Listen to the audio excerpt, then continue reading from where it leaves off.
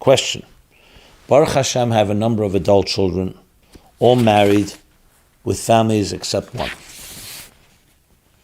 And painful as it is to say, that one adult is of the derech Rachmana litzlan. Personally, I'm just commenting, I don't like the expression of the derech, just for the record, but I'm reading as the letter is written. I will call her Ella, not her real name. Ella, Baruch Hashem, does keep certain mitzvahs like lighting Shabbos candles and more. For example, kashrus-wise, she is mainly vegetarian, would find it disgusting to eat the meat of animals that are asur in the Torah, and she wouldn't eat bread on Pesach. But in other areas, Shabbos, even in public, or tznius, and beliefs are sometimes openly things that are, she says, things contrary to the Torah. Thank God our family is united and we all get along. We love and accept her, and she feels the love. The trouble is that some of my grandchildren are entering the sensitive pre-teen, teen stage. The kids see their lively, fun-loving young aunt who sends nice birthday cards with nice gifts of money. They see how she dresses, and they have possibly heard her sometimes say irreverent things and disrespectful things about the Torah. I heard by the grapevine that one parent openly tells their children that Ella is not behaving in a Torah way and warns them not to think she's cool.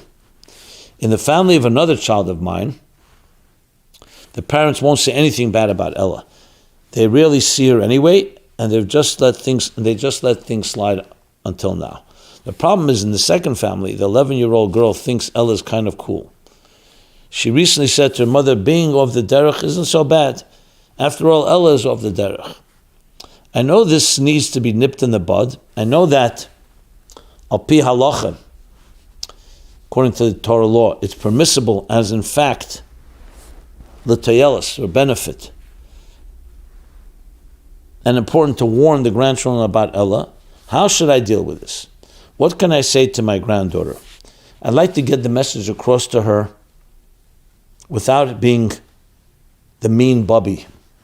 And of course, Ella is my child, and speaking about her is painful. What would I encourage the parents in the second family to say? And to what age children should this be spoken about? I want the kids to be inoculated, but I would rather not make them hate Ella. Thank you in advance. I appreciate the sensitive question. As you can imagine, you're not the only one that has this question, unfortunately. And it's important to address. I will say this, being that we're doing this program already 10 years, I definitely addressed this issue one way or another over the years, but the issue has not gone away. So it's always worthwhile to review, even to repeat, and maybe to add new points. So let's go back to what I said earlier about Chanech L'nar al pi darkei. It's interesting because you could argue Chanech L'nar al pi derech haTorah. What's the darkei? And yet we say, because as I explained, you want the derech haTorah to be tailored, to speak to that individual. Now all that is obviously predicated on the fact that we're talking about Torah. As I said before, the methodology of Torah. We're not talking about going away from Torah, God forbid. But what you see from that there's a sensitivity to the particular child. Now, we're not here to judge, and we're not here to evaluate, and I couldn't even do so, even if I would wanted to, because I don't know all the details. Since you're calling her Ella, I'll refer to her as Ella. Ella's situation. What brought her to where she is now? And I'm not suggesting she doesn't have a right to do and think as she wishes. Every person is an independent individual.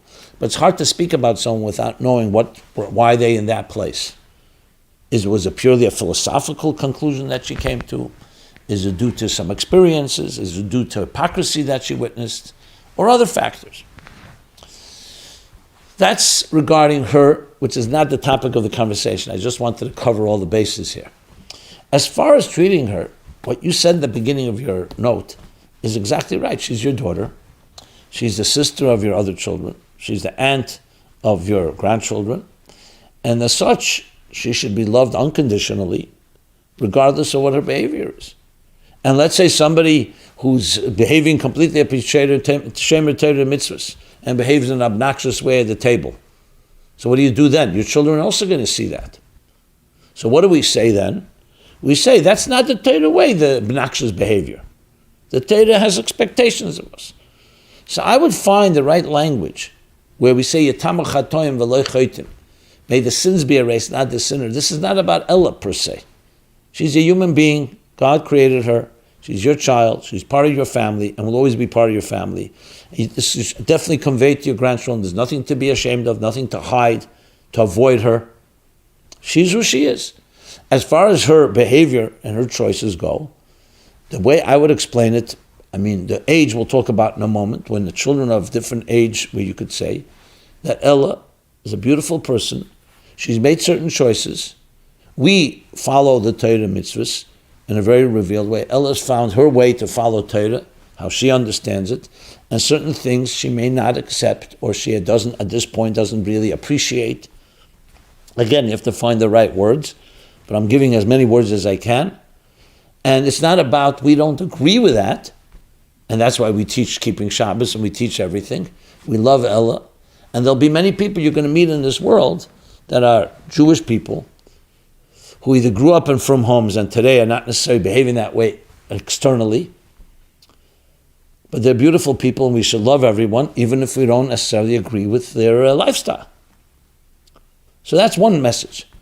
The second message is that Hashem created us all, including Ella. Everybody has to create a relationship with God in their unique way. The Torah mitzvahs was given to us, not just to follow laws, but it should actually be tailored. Like I mentioned, chanech lana al pi darkei, that it should be tailored to you and to I.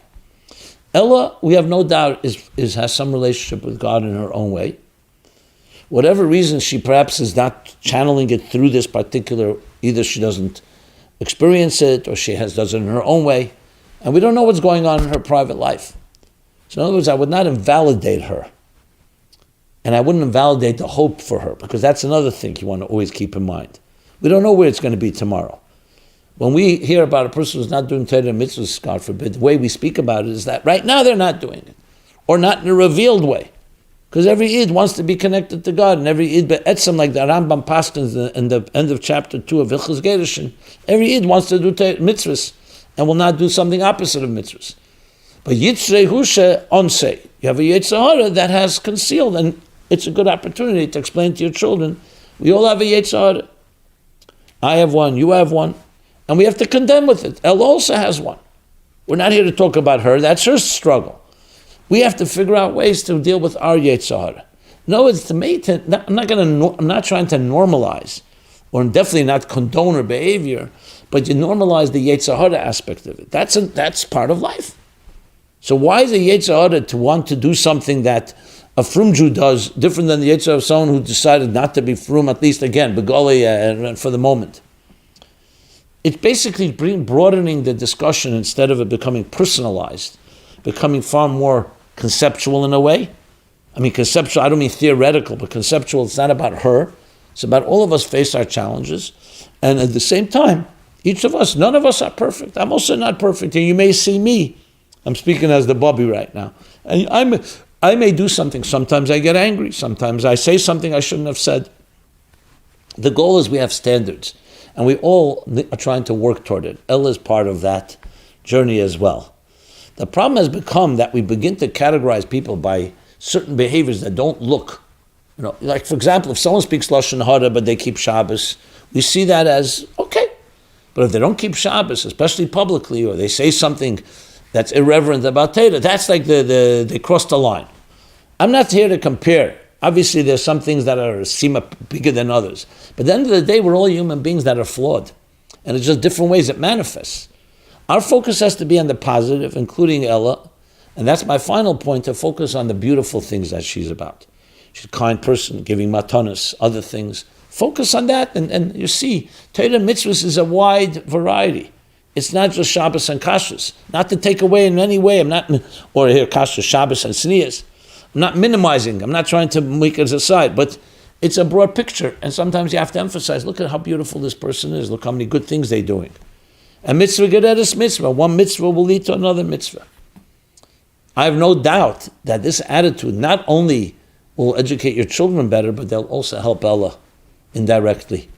because these things are subtle, but they're picked up by people, these messages. And it's taking a whole attitude of understanding what a neshama is. Every neshama is God's child. Ella is no different. How we behave, does the child become less of a child because they behave in a way? You could use a personal example. Just because my child may not do always something I like, do I have less love for that child? God forbid. On the contrary, I may have even more love and try to bend over backwards and try to work overtime to help compensate. At the same time, you have to respect people's boundaries and people's individuality. Now, what age? Every age is different. Obviously, very young age, children won't understand all these nuances. So you have to find the right age, even at a young age. I mean, just like when you invite someone to the table, that's not your child, your physical child. And they are a person, let's say, that is clearly not yet Shemer Torah mitzvahs. What do you tell your children? They see that. And they look cool with other things that you described. The same idea. There's a beautiful person. God created that person. They have a beautiful neshama. We're here Shabbos. And we grow. Mitzvah geredes mitzvah. Do one mitzvah, and then one mitzvah brings another. The soul is always alive. Ani yeshena, libi er. I may be asleep, or am asleep, but my heart is always awake. The Jewish heart, the neshama is always awake. The question is how to reach it and how to get it active, to activate it. Okay.